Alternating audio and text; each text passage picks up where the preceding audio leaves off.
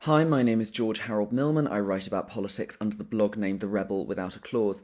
And today I want to talk in defence of social media for kids. In recent weeks, there have been continual conversations about children's internet use, and in particular, whether it's appropriate for children to use social media. Australia banned social media for kids in December, and there's talk about the same thing happening in the UK.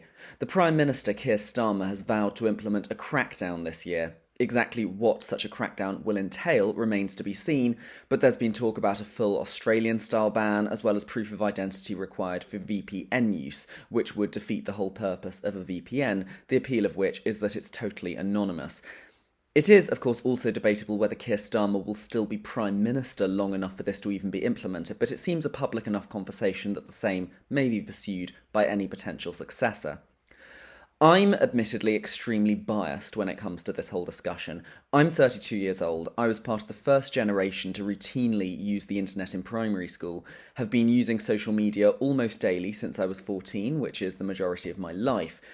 I've been writing this blog since I was 17 and started becoming politically active, and my earliest blogs are so cringeworthy I can't even bear to read them anymore.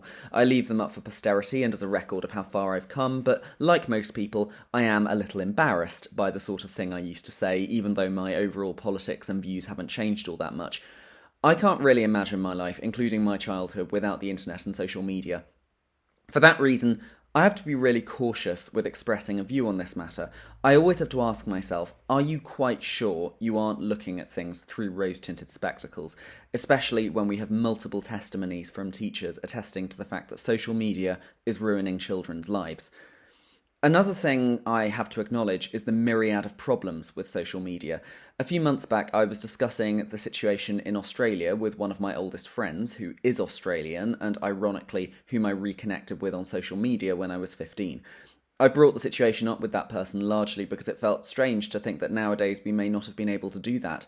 My friend had quite a nuanced view and definitely gave me more understanding of how it is in Australia, but one specific thing they said stayed with me. Social media is not what it was 15 years ago, and it absolutely is not. Social media nowadays has suffered very much from what is called enshittification, the phenomenon by which online products steadily decline in quality after their initial push to get new viewers. The Wikipedia article has quite a detailed analysis of how and why this happens. We've had many social media scandals, most notably the Cambridge Analytica scandal of 2016, in which online dark ads influenced the outcome of the EU membership referendum. Personally, I rarely see much of what my friends actually post these days, unless I actively seek it out. Targeted adverts are shown to me instead, and there's no way to change your settings to stop that from happening. And more recently, social media is becoming increasingly infested with AI bots. Just today, I was reading something about how AI could be used to continue to post on behalf of a person who has died, which I think almost everyone would find quite sinister. I have doubts about whether that would be cost effective for the social media companies in terms of server space, but I really hope this isn't something that's practically on the cards. But there are quite important things about social media as well that I don't think we always appreciate. For me, as a political writer and campaigner, many of my most important campaigns are things I only learned of due to my social media accounts. Andrew Feinstein's election campaign against Keir Starmer in 2024, and the subsequent movement of independent candidates across the UK, of which my partner Owen was part, came about because of a number of conversations on social media. I think social media gives us an opportunity to talk to people who have very different backgrounds and experiences to us, which in real life we don't always get. The Gaza war, for example. It's only been in the last couple of decades that we've been capable of talking in real time to people who actually live in the war zone, to hear what they have to say without it going through journalists first. I've done that myself, although probably not as often as I should have done, and it's been illuminating in a way that just consuming media from the mainstream is not. I also want to talk about how it feels to be a teenager. Picture this. You're 15 years old. It's 11:30 at night. Your family have gone to bed. Because of your teenage hormones, you don't happen to be at all tired, so going to bed is a bit fruitless. All of a sudden, you're struck by crippling loneliness and depression. You want to talk to someone. You can't speak to your family, they're asleep, and you're increasingly of the opinion that they don't understand you anyway. What you really want is a friend, but you can't call anyone at this time of night, that would be rude. I think everyone who has ever been a teenager can relate to this feeling, especially since nightlife for teenagers, such as youth centres, were cut in the austerity drive of the early 2010s. And what I found really helpful at that age, and to an extent still do, is that there's a handy tool that tells you who is online, who might be free to talk.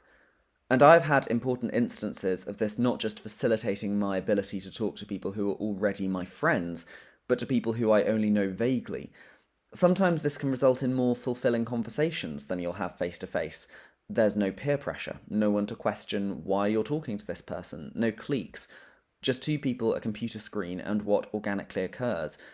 I think that's something essential. I think that's something that previous generations lacked the ability to do and that we should cherish. I also want to talk about cyberbullying.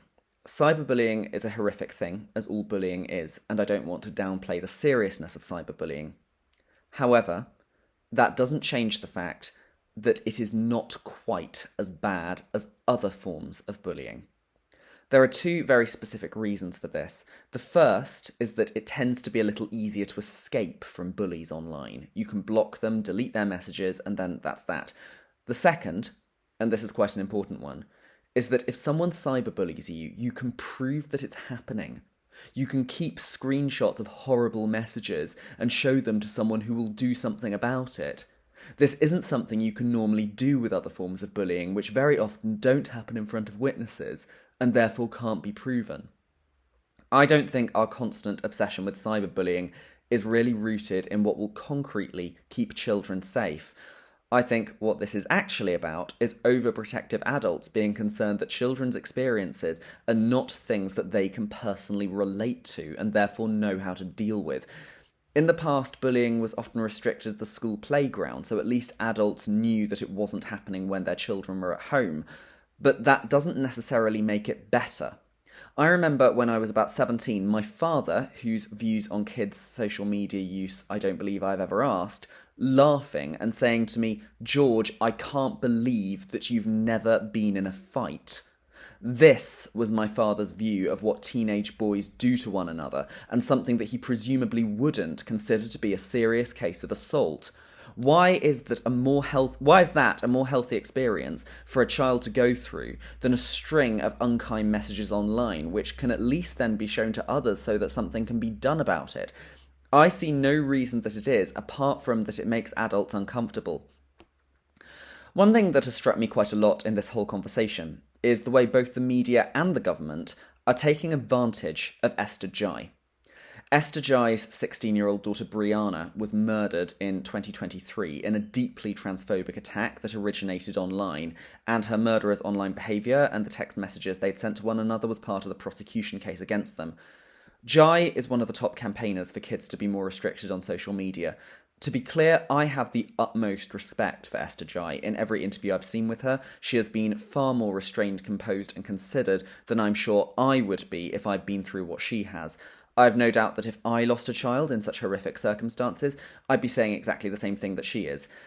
But Brianna's tragic murder is not the reason we're having this discussion about social media. Brianna died not because of social media, but because of transphobia.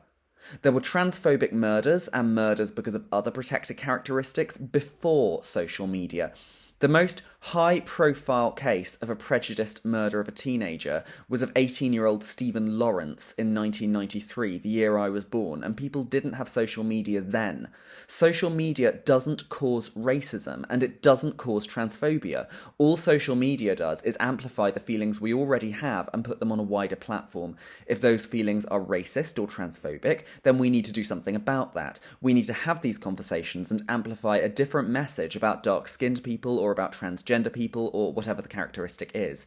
Banning social media for kids won't stop transphobic attacks. In fact, it may make them more common because it will mean that trans people and trans allies will be less easily able to find one another and build supportive communities. I think most LGBTQ+ kids, one of which I was, will attest to the fact that when you're first coming to terms with who you are, it's often far easier to learn how to do that online than it is in a physical space. It is disgusting that the Prime Minister and the media are taking advantage of a grieving mother of a trans child to try to further an agenda they already have, and which might in itself harm trans kids, when they are also consistently spreading a transphobic narrative and bringing in guidance that actually furthers transphobia. In regards to the various issues with social media that I spoke of earlier, I do not believe they are any safer for adults than they are for children. And this kind of approach by the government says something about their relationship with social media companies and big AI tech. Namely, that they are completely cowed by them. Their attitude is ultimately saying, we can't do anything about big tech. Mark Zuckerberg and Elon Musk can do whatever they like. We aren't strong enough to take on people with that amount of wealth, so we just have to protect children from getting caught up in it. And this won't protect anyone. How are adults meant to have a healthy understanding of how to use social media appropriately if they didn't learn this when they were growing up? How can we have faith in our abilities not to get sucked into unhealthy AI use if our government is more willing to restrict our own ability to use it than to restrict its engineers' abilities to use it for harm? Not to mention the complicated range of legal issues this could cause if, for example, an underage child is groomed by an adult online. In most cases, it is rightly assumed that the adult knows the age of the child and therefore was committing a serious offence. But if children were banned from the platform and a child who was using it undercover was groomed, what then?